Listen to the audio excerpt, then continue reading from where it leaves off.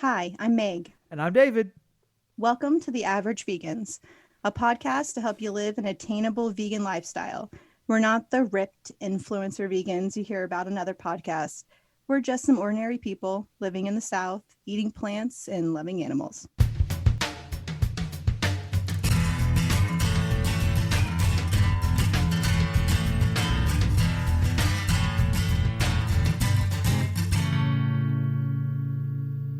All right. In today's episode, we are speaking with Diana Goldman, a vegan caterer, researcher, writer, and host of a monthly cooking show, which I'm very excited to learn about. Welcome to our podcast. We're so thankful that you took the time today to talk to us. We're excited to chat. Thank you. Thanks for having me on. I really enjoy listening to both of you. So I'm excited to be a guest on your podcast. Oh, that's exciting. We love having a fan on. That's very cool. All right. So tell our listeners a little bit about yourself besides what I just said. Yeah. So I've been vegan now for 8 years. And I was an insta-vegan.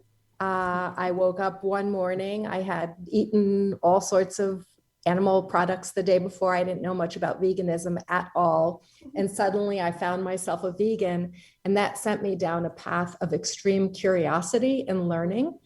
What do I eat? How do I get the nutrition I need? How do I live in a non-vegan world? What about my relationships with my friends and my family?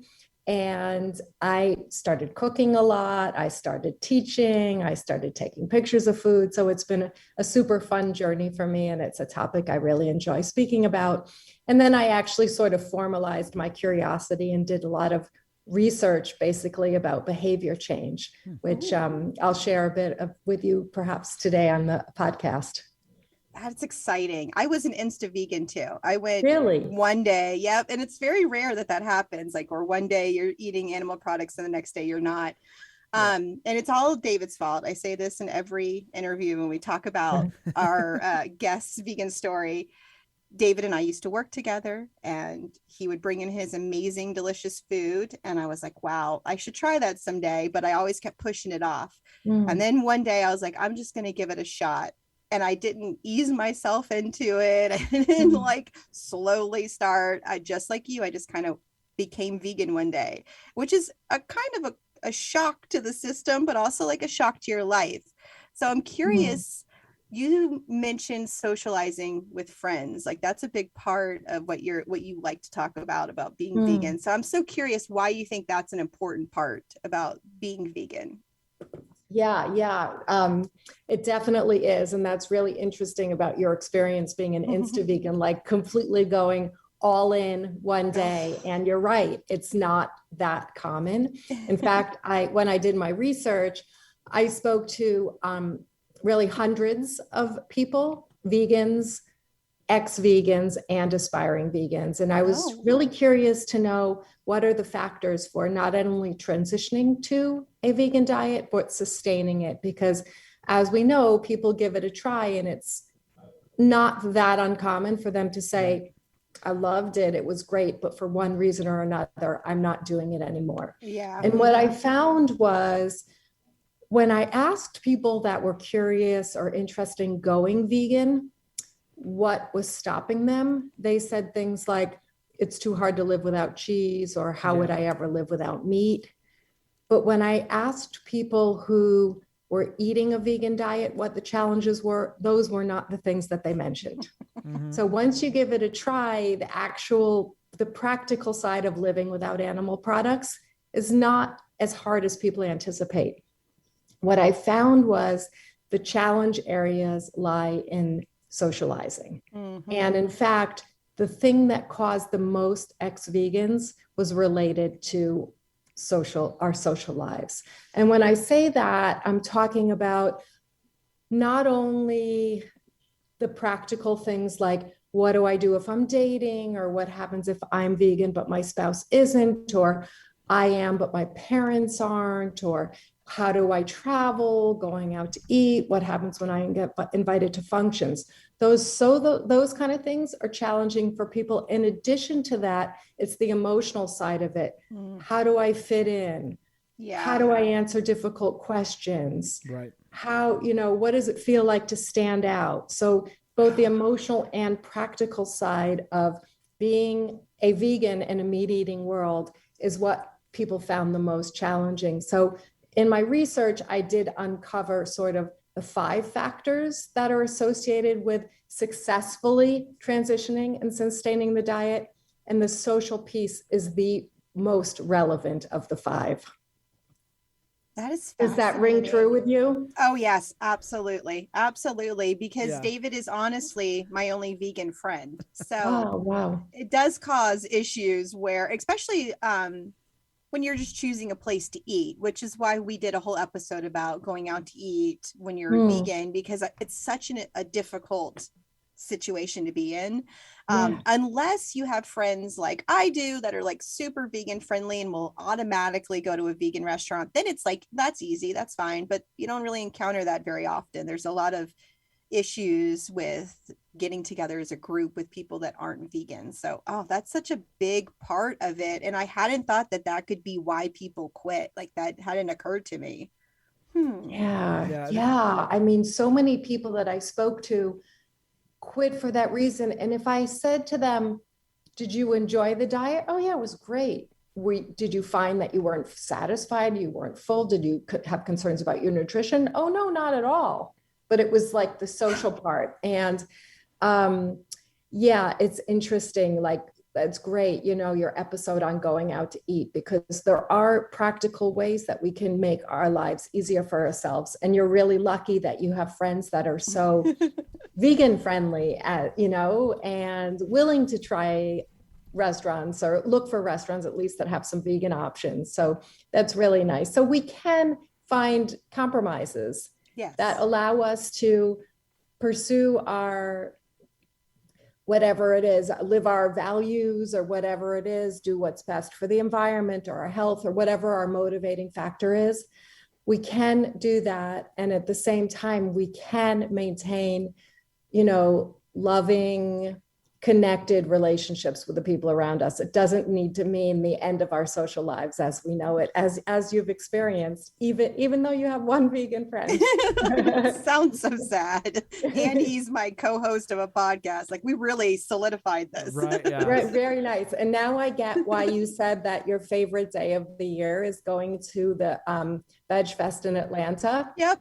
Because you must feel like you are with like-minded people. You're with your people. Yeah. Yes. It's amazing. just like, when you said what does it feel like to stand out, like that resonates with me. I almost want to do a whole episode on just that topic, because that is what it's like to be a vegan. You are going to stand out amongst your friends a little bit, but at like Veg Fest, I don't stand out. Everybody's the same, and it's just like I don't have to worry about it. Oh, it's so nice. I know, it's really, really incredible. You don't have to explain yourself. You really feel understood, which is really super nice. And for some people, standing out, stepping away from the crowd feels natural. But for some of us, suddenly we find ourselves vegan and we haven't always been someone that's marched to the beat of a different drummer, right, or our own, or whatever it is. Right. And then suddenly we're like kind of in a minority. So it's an interesting thing. We have to sort of figure out, like, who am I in this different role now? Even when you're trying not to, you standing out in some way, even if it's a work related, and you're all trying to go to lunch. Now you have to be the one standing out in the crowd, even when you try not to. Yeah. And oftentimes, like in those situations, if you can get ahead of it a little bit, either because there's not going to be anything for me to eat there, or maybe there won't be, so I better bring something along with me. Or if you have an opportunity to mention to someone ahead of time, hey, just want to let you know I eat a vegan diet. Oftentimes, if it's a catered event, caterers are used to accommodating different dietary needs. So with a little bit of like advance notice, oftentimes they'll have something for you. Hopefully. Yeah. Hopefully. Oh my goodness. Okay, so we're right around the holidays. So tell us what tips would you give to someone who's trying to navigate the holidays as a vegan? Because that is like what we're into right now. This is what we're all facing at this moment. And it can be very difficult, but I feel like your research probably helps with this specific situation. Yeah, so it's really a great point around the holidays. And again, it comes down to there's the practical side of it, and then there's the emotional side of it. So from an emotional perspective, it's getting comfortable with giving up on some traditions you might be used to. Oh. Right. And it still can feel like a holiday, and we can always pave new traditions for ourselves. So it's that. It's also preparing, again, the emotional side for how you're going to respond to other people's questions, right? And maybe letting yourself off the hook that you don't need to have all the answers to all the questions. Oh, that's a great tip. Right? Or even all the conversations. I just go, I'm not talking about this today. You don't have to put out that. You don't have to answer the questions. Or sometimes knowing that you might get a probing question, which someone's kind of they're thinking about it, and maybe they're feeling slightly defensive, and then they've got the sort of like, yeah, but when you're eating plants, aren't you killing all those insects or whatever it is? And you could be prepared with the long answer to that, which actually makes sense, or you can just sort of say, do you really want to know the answer? Like sometimes we don't really. So, right, you're not obliged to answer the questions. So there's that. And then from a practical perspective, you're invited to someone's home. I mean, you're always grateful for the invitation. So staying in a place of gratitude. And again, advance notice, informing your host about your diet. I mean, maybe it's a family member and they know already. And then I find offering to bring a dish with you that you'll love, that will fill you if that's all you eat, but being prepared to share it with others so that you can be an ambassador for how delicious vegan food can be. So again, it's making an adjustment. The old days where you'd show up and there was loads of things for you to eat, and it was easy in that way. It's a little different now because you might be always traveling with a dish, but it's okay because oftentimes you're invited to someone's house, you're happy to bring a dish anyway. That's what I always find, a little advance notice. And then if sometimes your host might offer to make something vegan for you, again, be in a place of gratitude. What a loving gesture. That's so nice. It sounds like you mentioned, Meg, that your friends, are accommodating and stuff. That's so wonderful. And the more grateful that you are, the more you just sort of absorb that people are making the effort for you, the more that sort of comes your way and you can be in a positive mindset. Well, even when you're trying, I know we're talking about how you don't have to answer the questions, but there are times when you're still going to get that friend or family member who is a little bit more combative, a little more in your face about it. How do you suggest dealing with someone who just kind of won't let the topic die? Good question. Yeah, that's a really good question. So someone that won't let the topic die. So there is a book that I actually find super useful that when I first went vegan, I picked it up and I read through it, and I would kind of like check out the questions and the answers. It's called Eat Like You Care. Do you know that book by Gary Francione? Sounds familiar. No. It's a great book, and it's just listed like all the questions people might ask you about veganism and the answers. He comes from a place of, if we're causing harm to another being and it's not necessary, then it's just not right. Right. And that logic is so simple. Mm-hmm. And that actually particularly resonates with me. And so if, for instance, we eat meat, but we don't need it. We can get our protein from eating plants. We can get the iron we need from eating plants, but it causes suffering to the animals to be eating the meat. We don't need to do it, so it's wrong. So that's his logic. Anyway, he has a whole bunch of questions that one could be asked with a whole bunch of very simple answers. it might be helpful for people to kind of have that book as a reference and feel comfortable having these conversations. If we're comfortable with our answers, then we don't get riled up in a conversation if someone's combative. So at least we can stay calm and we have the answers and we know where we're coming from. Anyone that comes at you in a combative way, you don't need to continue that conversation. Right. I mean, you want to have a peaceful conversation. You want to have a pleasant conversation. You're absolutely willing to talk to somebody if they come of a place where they're hearing you and you're hearing them. I mean, it's possible to both hear each other and not necessarily agree. But I think the combative part of it, I would say that's not a conversation I'd want to be part of. Right. Right? Yeah. So, and I think you had mentioned this before, and that is simply like, you don't have to answer the question, or you don't even need to be in the conversation. Right. Yeah. And have you been in that situation? I have a couple of times, but I've been vegan for 9 years. So eventually I just look at them and go, I've been doing this for 9 years. This is really a conversation you want to have with me?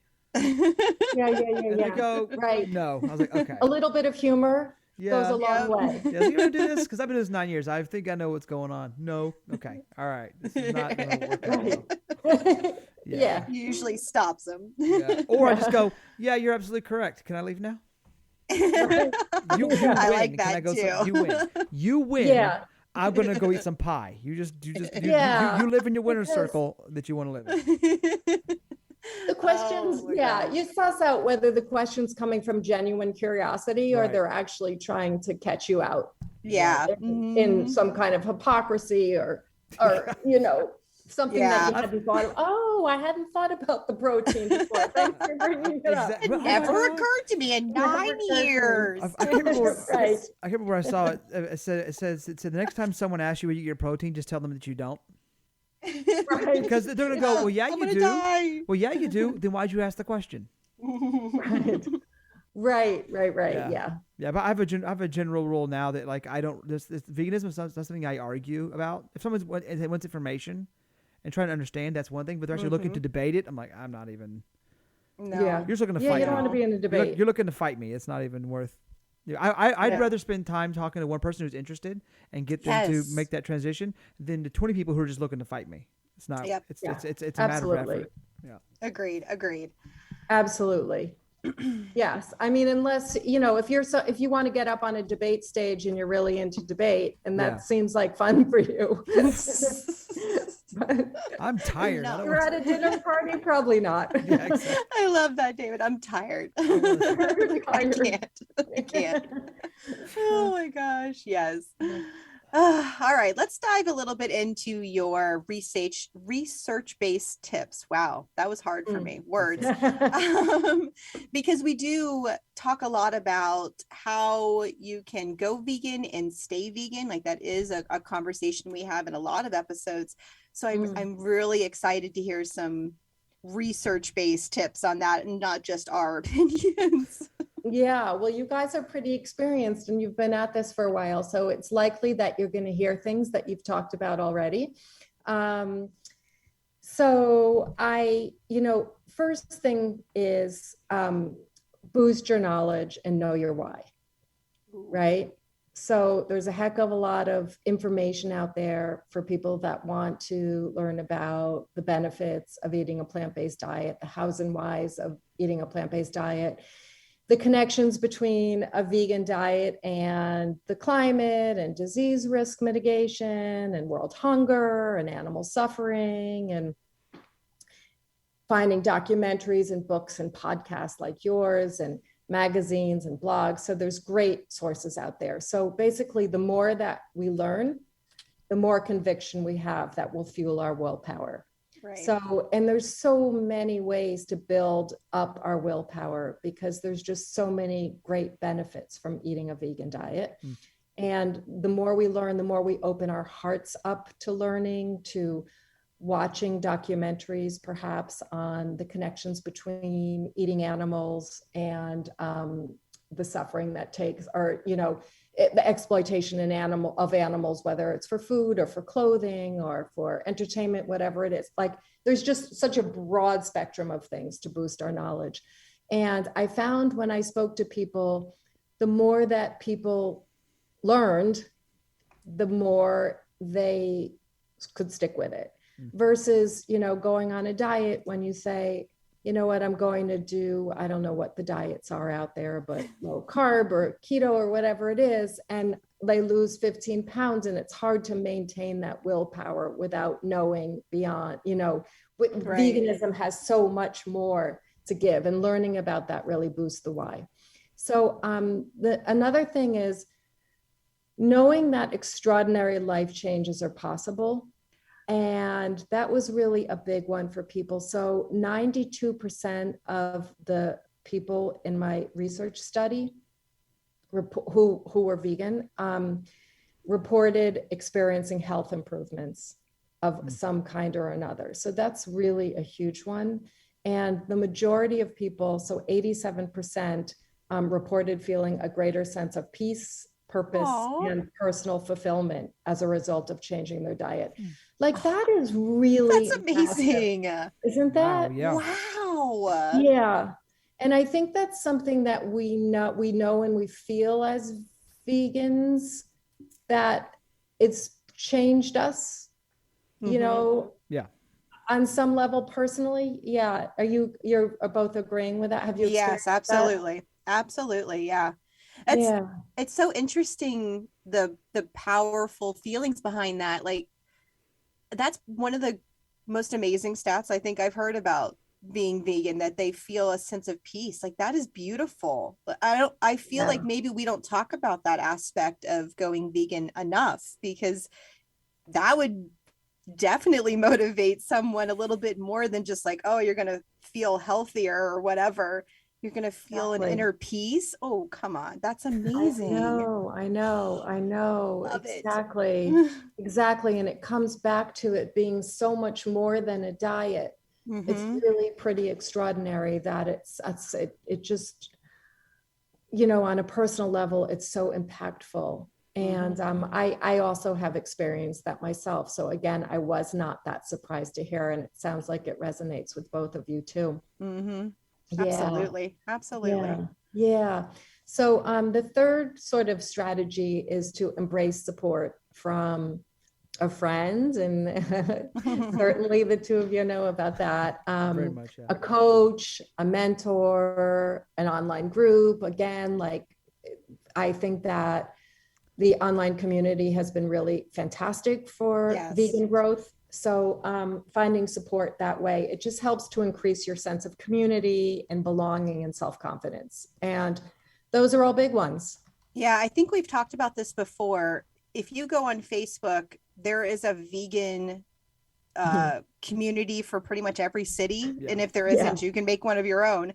But we live in Georgia, and there's definitely a giant vegan Atlanta group. And that's where you see all the restaurants you can go to. That's where you see events. That's where there's meetups. I mean, that's where you can connect with other vegans and learn all kinds of things that you might not have known. So I definitely encourage people to get a community as much as you can. So I use that group a lot. If I have any questions about anything, I'm not sure if something is vegan, you can always just ask them. It always helps, like if you're in a grocery store and you like see the ingredients and you just aren't sure, especially as a new vegan, that's always, you're never sure, right? Sure. I have seen so many people post in that Facebook group and they're like, I'm new to this. Can you guys just check this ingredients and tell me if this is good? That is so handy. You know how many things I bought that were not vegan because I didn't read correctly? That's very handy. Or assumed, yes. Assumed, exactly. I bought some dry roasted peanuts the other day, and I got my car and I turned them over. I was like, really? Why is there there's gelatin in it? It's like peanuts. Really? Yeah. Ew. Planters I've never heard of that. Planters dry roasted peanuts has gelatin in it. That's really disgusting. Yep. Does it written as gelatin on the label, or is there another word for it? It's on. I didn't check because I think they're peanuts. Like, why would I check that? Because you never would have thought. I mean, I just happened to look at the always back. Peanuts and salt, or sometimes some type of oil. Yeah. Wow. The regular like Ew. salted ones are fine, but they actually the dry. I think it's the dry roasted ones. They have gelatin in them. That is Oh, wow. Yeah, bizarre. interesting to know. Yeah. Yeah, yeah, Didn't that even is know. bizarre. Wow. Yeah. Speaking. Well, I love what you say about going online. Most cities have a vegan community. If there isn't one, start it. Yes, Oh Um, yeah. yeah, absolutely. that's really cool. Hmm. And that kind of brings me back to sort of what I said about 87% of people report feeling greater sense of peace, purpose, and personal fulfillment. Again, like maybe you weren't someone who was a self-starter that way, but you're motivated to go online and create Oh, your own community. Yeah. So, I mean, this is what kind of veganism brings out in people. right. Well, So it's wonderful. Yeah. vegan outreach has a mentorship program. You can sign up to be a mentor or a mentee to someone Mm. who's just starting out. So that's also a good option. Oh, yeah, that's a great organization. Yeah. So the fourth strategy is focusing on progress, not perfection. And it sort of, I was thinking as we were talking about, gelatin in the peanuts or, Hmm. things like that. That was one of the areas that people got derailed. So they would think they're doing great. And, I loved your episode on Trader Joe's, by the way. It's an amazing place. I have to totally So good. agree with you. Right. So good. And like maybe you're going to Trader Joe's and you're totally on a roll and you're finding all sorts of things that are great and you think it's not hard. And then suddenly you find out like there's gelatin or something in something or a little bit of like milk powder or some egg. So people quite frequently got derailed by that and said, screw it, this is too hard, and Right. just packed it all in. So not being a perfectionist about it, it's okay. Like you and I, Meg, for us, we were insta vegans. And as you mentioned, like it's not common. You're right. Yeah. I didn't meet, there are some of us, but most people, it's a journey. Yeah. And whether they go vegan for breakfast and then they add another meal over time and then another meal over time, or maybe they try it for like, they do a jump start for 3 weeks and see how it goes. Or I spoke to some people who were just like, I'm just going to keep adding more plant-based foods into my diet and see how I feel. And they just felt like every time they took one product out, like eggs, and replace it with something else, they just kept feeling better. So they just followed how they felt. So anyway, most people go on a journey, and that perfectionist mentality tends to derail some people. So I like to encourage people to kind of go easy on yourself. Maybe you go out to eat and you order something and you find out there's a little butter in it afterwards. Don't pack it all in because you're like, oh, I couldn't be perfect about it. So that was another one. Just be patient with yourself as you make changes in your diet. And there's definitely no need to give up due to slip ups along the way. Yes. Yeah, it's bound to happen for sure. Yeah, I used to Absolutely bound to happen. kind of ease in, do like meatless Monday, do weekday veg, and then kind of ease yourself in throughout the weekend usually. And I'm instant vegan too, so I'll make sure. Oh, really? Look, he So wants to how join did you our guys club. both become Insta vegans? I did a ton of research and I couldn't ignore my research, so I just was like, I'm done. I literally took, it was 4th of July. I took a butter chicken sandwich, spit it out, and I was done. Okay. And like what you had, was there one particular thing that you had learned just before that, or was it just the culmination of everything? I had done a lot of research, and then I watched Forks Over Knives. They kind of solidified like the long term health effects. So I learned like evolution or biology. I had that, and then I learned the long term health effects of it. I was like, yeah, okay, I'm out. Yep. Yeah, no more. Yeah. And for you, Meg, it was just that. Well, it was David educated me mostly. Like that's where I got a lot of my initial education. I know, look at him, so proud of himself. And now look at us. Yeah, I know. But then I used a book, and it was, I think it's like the 22-day challenge, something like that. And it's a book that Beyonce had used when she went vegan. And I was like, that looks like a cool book. I'm just going to try it for 22 days, see how it goes.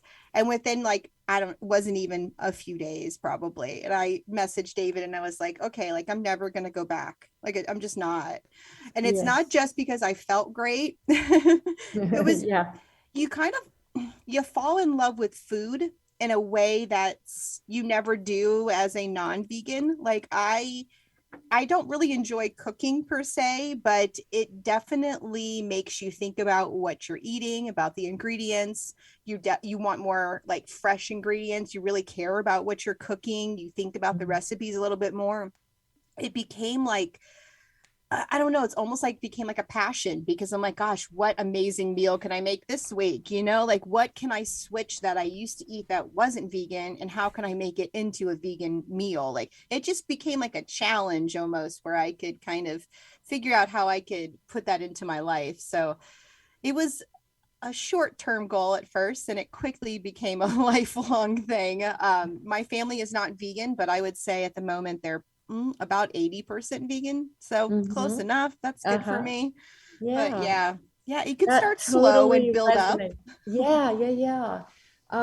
I totally completely resonate with that. Like prior to going vegan, if someone had said to me, I'm coming to Boston, where should I go out to eat? I'd be like, I couldn't really particularly think of any restaurants I felt passionate about. There are some okay restaurants, but like I wasn't a foodie by any stretch. And now Right. I agree, like the food tastes amazing. Like there's so many different ways to combine them, so many spices, so many different international cuisine. Like it's endless and it's really fun. Yeah. And definitely if people come to Boston, I could tell them where to go. See, that's Yeah. great. Wow, that's amazing.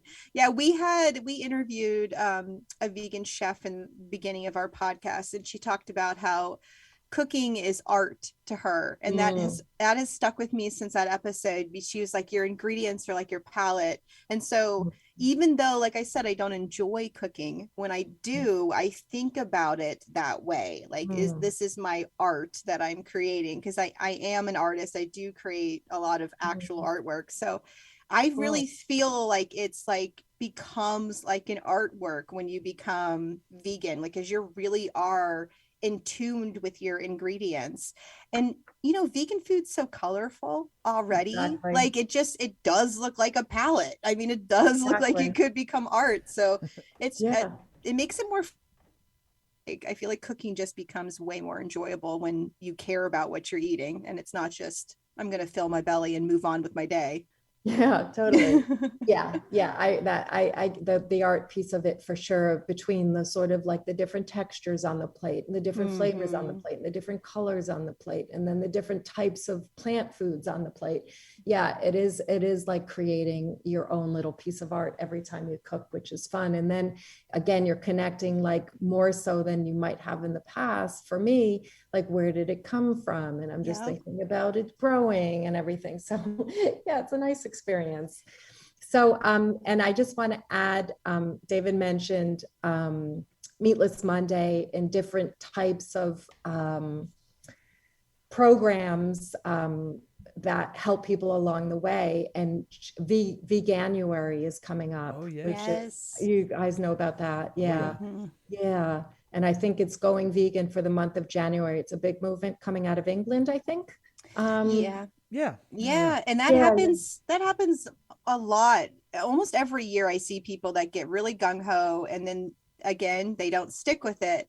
So hopefully this episode will help people kind of stick with that, because I actually think I don't know, this episode might come out in December, it might come out in January, not really sure at the moment, but either way I think this will be really beneficial to people as they try to go vegan for January and perhaps continue it go vegan forever. Yes, absolutely. How to kind of stick with your New Year's resolution to eat more vegan food or to go vegan. Yeah, absolutely.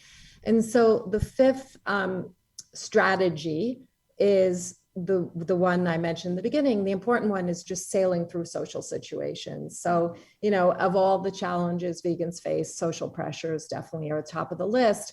And, I describe it this way, that humans have two characteristics, many characteristics, but two come to mind. And one is that we're compassionate beings that want to live in a way that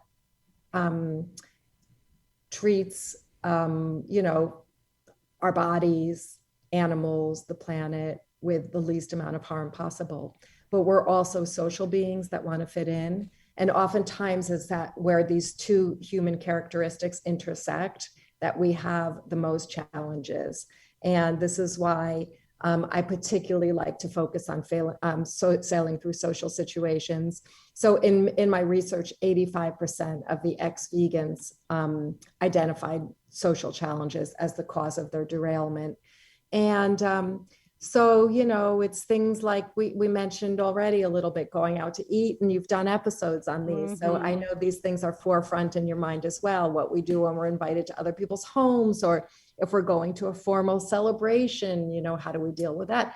Can we entertain? Can we entertain people at our house? And, what are some good strategies for feeding people and being a great ambassador for vegan food and feeling comfortable doing that? So what about when we travel? What about when we interact with non-vegans? So that whole area is the area where I really love to support people and provide tips, and because I think it's really important. Like in the end, it makes me sad if anyone should lose relationships over being vegan and feel isolated, because I think that we can really feel connected and part of it. In the end, it's about like living life with joy, connection, and celebrating the great things in life. And absolutely, veganism should not prevent us from doing that, even though, of course, our hearts ache at times when we think about some of the suffering in the world. But it doesn't mean we need to isolate ourselves or not feel part of things. That's very true. And I will say this, and this is only my opinion, no one else in the podcast opinion right now, but if you have a friend that gives you a lot of crap about being vegan and makes it very difficult for you to go out with them, they are not your friend. You do not need those kind of people in your life, because say that, all of your friends drink and one of them stops drinking one day, would you go give them crap and tell them? No, it's very much the same, where I am no longer eating animal products. And if you can't be nice about that, then you're not my friend. So just stick up for yourself too. That's Megan's tip. Like to just listen to the I like that a lot. Yes. And people are showing you who they are. And you absolutely can stick up for yourself, and you can choose who to be around that kind of resonates and feeds your positive energy and who doesn't. We definitely had some people that were friends with my husband that would make fun of me every time we were near each other. Every single time they would make fun of me in crowds, in private, no matter what. So I don't ever spend time with those people anymore. Like I deserve respect just as much as you do. So I just don't spend time with them. And I love it.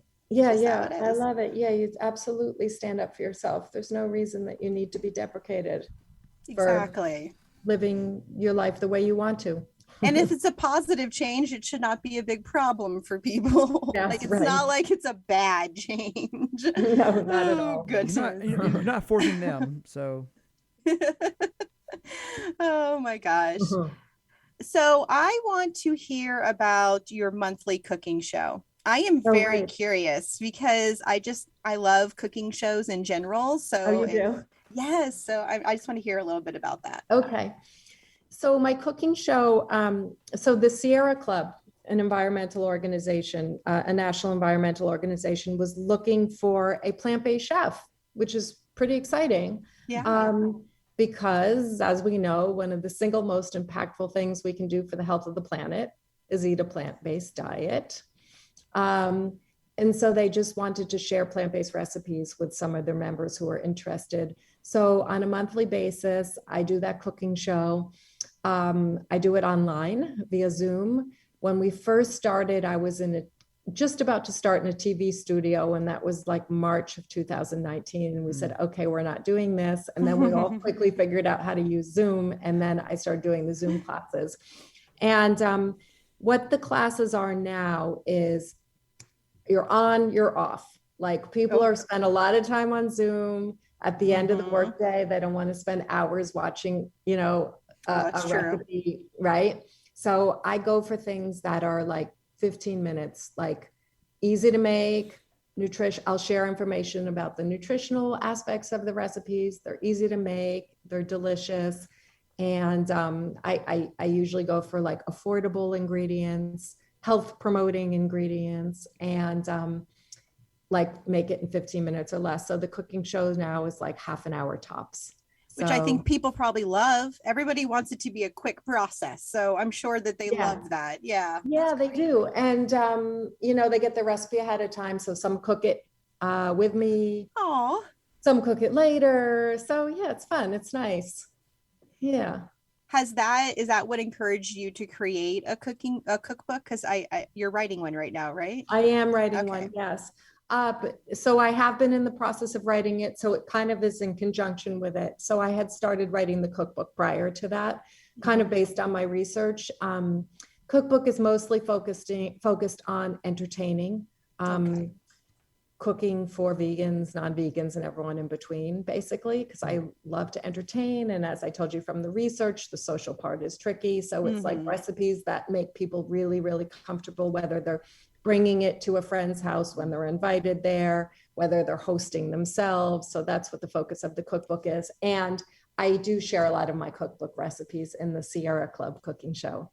That's amazing. What a great concept. Just vegan entertainment food. That's perfect. Yeah. I love that. We're actually, David's coming to my house this weekend. We're having 4 people over. It's the most people I've had in my house in 2 years. A little bit nervous, but it'll be fine. But we are doing different charcuterie boards. So everyone's doing a different theme. And it's all vegan again, even though my friends that are coming are not vegan, all the food they bring is. So It's lovely. I love that. Awesome. So there's definitely a way to kind of socialize with friends that are not vegan and it not be like a weird, awkward situation, which is always, I hate that. I hate when you're walking into one of those, this is going to be a thing, isn't it? Like there's going to be all these questions, isn't it? I can't stand that. Boy, sometimes I wish people would even ask me a question too. The other side of it is gosh, I wish someone would just ask me why, so I'd explain to them why I'm doing this. So there's two sides of it, too many questions and then never anything at all.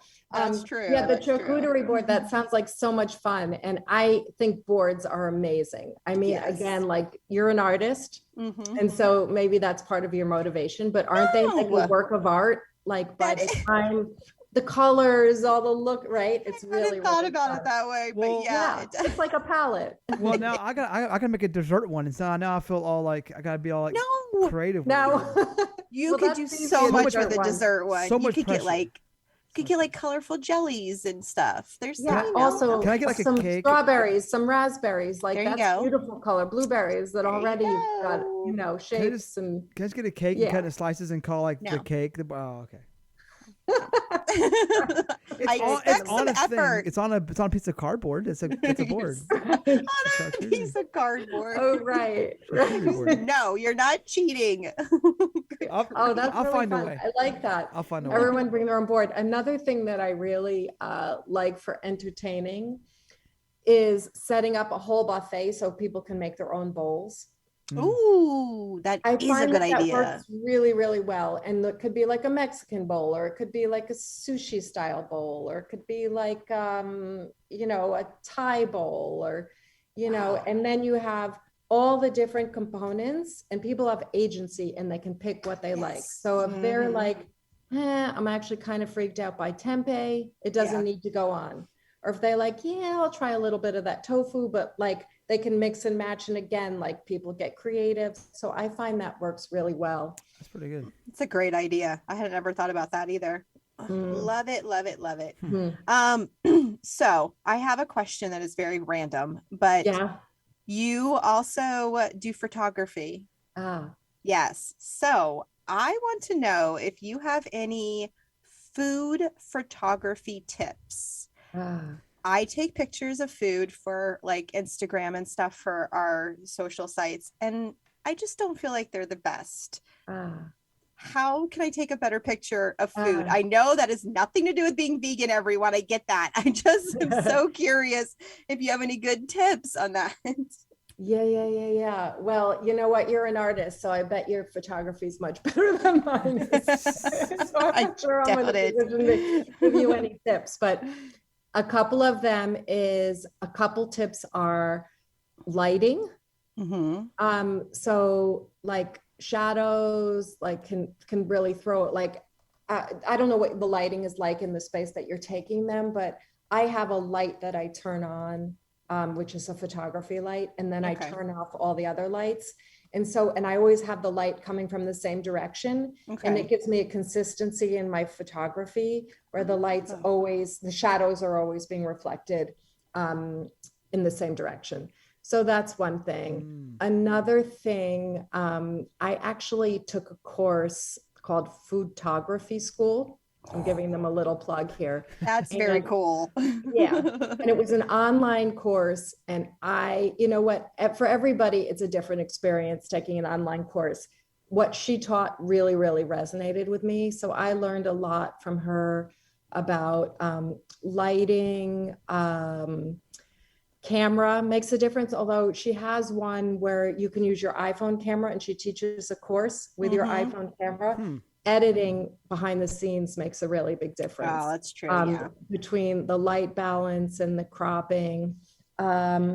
So styling a picture, I would say a great tip is like if you are making brownies, for instance, I just put a picture up today on my Instagram of some brownies.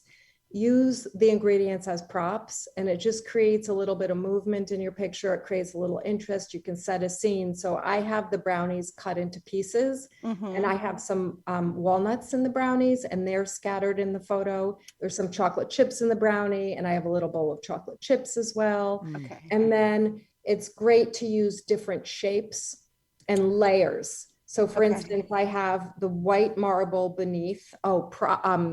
Backdrops are fantastic. Yes. I don't know if you have any backdrops, but there's a lot of, like, if you do look up hashtag backdrop on Instagram, for instance, a lot of backdrop companies will come up and you can see which ones you like.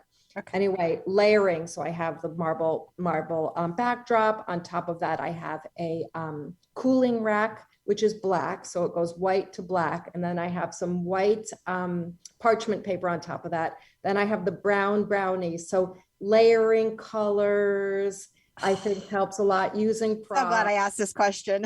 Yeah. So, and then looking at other people's pictures and even trying to copy it. Yeah. And then learning from it. I actually, that one that I just posted, I copied kind of the idea of it from someone else. And I just wrote that I got inspiration from her. But yeah, those are, get good lighting.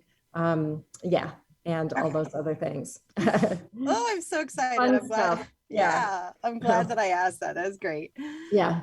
Okay. All right. Back to being vegan, not about photography. Jeez. Yeah. Well, you know what? That is kind of part of being vegan, because in the end, like, the food's so beautiful. And I think photography is a celebration of how fabulous plant-based cuisine can be. And it's a way to share it. That's true. So and it's a way to encourage people to go vegan, because they see your beautiful food. They may be like, wow, I would eat that. So yeah. Oh my gosh. I was walking in New York. I was running in New York City a couple weekends ago, and I had my camera with me, and I stopped every time something caught my eye that was really great. Like, I took some pictures in Central Park, and I took some pictures of some buskers that were singing and dancing in the street. And I took some pictures of some beautiful buildings on Fifth Avenue. And then when I got back, I had a whole bunch of pictures I have taken of sandwich boards that were outside of restaurants. And they were advertising a bowl of food to get people to come inside. And it said vegan outside so many restaurants. Like, taking a picture of beautiful vegan food is what non-vegan restaurants are using to get customers to come inside. So yeah, you're right. The pictures does make a difference, and people like the look of it and want to eat this food. That's so interesting. I'm so glad I asked. Okay. All right. So one of my final questions: in your personal life, how do you encourage your friends and family to go vegan? Okay, so answer might surprise you, but I don't really encourage them to. I Okay. don't really. Well, I probably do, but in a very subtle way. I feel like I'm living my life with joy and purpose. I'm not starving. I'm eating amazing food. And I hope I'm a beacon for somebody that wants to bravely step away from the status quo and try a different way of living. Because I find it really joyful and wonderful. And I don't think that telling anyone what they should do is going to get me anywhere or the movement. I mean, that's my own personal opinion. And I have found that quite a lot of people have gone in this direction, if not totally vegan, as you said, like 80% vegan, by just sort of being a beacon and absolutely sharing great food, sharing recipes whenever anyone wants, sharing my time and my knowledge, writing about it, taking pictures. So I guess that's what I do. But is that encouraging anyone to go vegan? If I have the goal of I want them to be vegan, something feels forced, a little forced to me. But if I have the goal of wanting to take anyone that's interested on a curious exploration of what vegan living might mean for them, then I'm all for it. And I guess that's my way. Yeah, because if my goal is that they go vegan, like I might succeed or I might fail. And I don't want to ever feel there's any failure in it. Right. Oh, that's a great way of looking at it. Is there anything that you wanted to talk about today that we haven't discussed? I just wanted to share that I'm really enjoying your podcast. I think you guys are doing really amazing work. I love your stories, both of your Insta Vegan stories. Really fun. And I love the work that you're doing for animals in particular. Thank you. Yeah, Thank you. You guys are awesome. Well, we think you're awesome too. This has been lovely. How can people find more information about you? Where can they follow you on social? All that stuff so they can learn a little bit more about you. Thanks. So my blog or my website is called Beantown Kitchen. And on Beantown Kitchen, I share recipes, I share photos, I share information. I do run workshops from time to time where I take small groups of people on a curious exploration and we do cooking classes and we share and I walk them through these 5 strategies. And so they can find that information there on Beantown Kitchen. I also have an Instagram, Beantown Kitchen, Twitter, Beantown Kitchen. What are the other things? Yeah, those are the places. That's pretty much it. Yeah, that That's pretty much it. Yeah, I'm not on TikTok. Are you guys on TikTok? Not for the podcast. No, it's just too much work. I can't.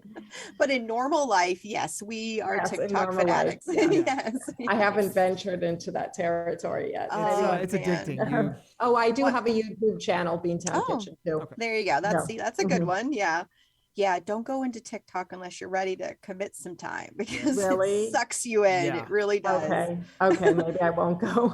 We both fought it until just like 6 months ago, maybe. We were like, no. And now, spend too much time on there. Entertaining.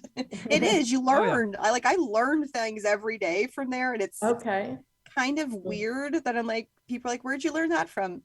TikTok. I'm almost 40 years old and I learned that on TikTok. I know. I was like, I gotta lie. I just gotta say I Googled it. I can't. Right. I can't keep telling people that's what I spend my time doing. Too much. Okay. Well, we have appreciated you taking your time to chat with us tonight. It's been lovely, wonderful. And I truly think this episode is going to help people as they venture into trying vegan food and vegan life in January and hopefully continuing that process. We'll see. But we have episodes that kind of relate to this topic and they will all be linked in the show notes. All of Diana's links will also be in the show notes. So you guys can learn some more. You can maybe look at some cooking clubs for Sierra Club. That would be so fun to watch your cooking show. So please, everyone, find Diana, talk to her, learn about her, engage with her. And again, we appreciate you taking the time to talk to us today. Thank you. It's absolutely my pleasure. Yep, absolutely. It's lovely to talk to you. All right. And that is it for this week, everyone. All right. Well, until next time. Bye, guys. Bye.